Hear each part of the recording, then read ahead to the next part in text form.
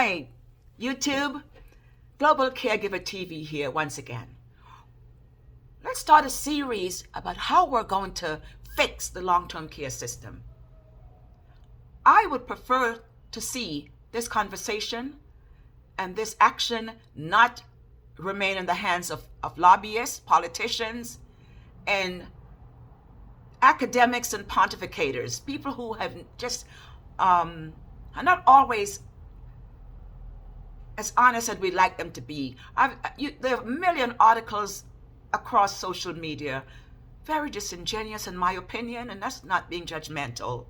There are always people on the outskirts that are looking in, and never boots on the ground individuals like the actual caregivers who are in there day in and day and night, caring for those vulnerable populations. Your family, my family, the neighbor down the block, the person you used to work with. Sooner or later, we're going to have to revamp this industry, putting the caregiver smack dab in the middle of the totem pole. I keep hearing over and over, nursing home reform.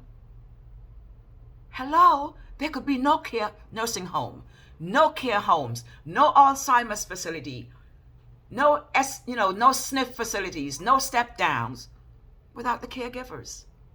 I understand Governor DeSantis in Florida has signed a bill where he's mandating more caregivers, including speech therapists, respiratory therapists, mental health specialists. I'm not sure how that's going to work.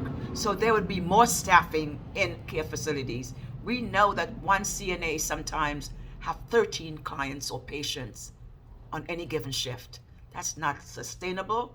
It has never been sustainable.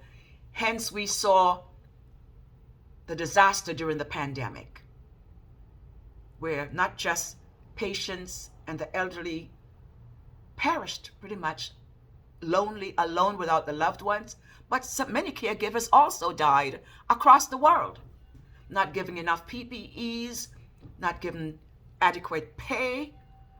My God, some caregivers had to buy their own PPEs. That's not good enough. We can do better. We have the money, the technology, the know-how, and people like me rooting for caregivers. So send me your stories, ideas. Let's put our own plan together, and I may take it to the White House. They need to hear from individuals like me who've lived and breathed this industry for the greater part of 2 decades. I know who caregivers are. They love what they do. They just want to be paid a decent wage, given enough time off so they can care for themselves and their families, to be recognized for the pivotal role they play inside of the greater long-term care industry.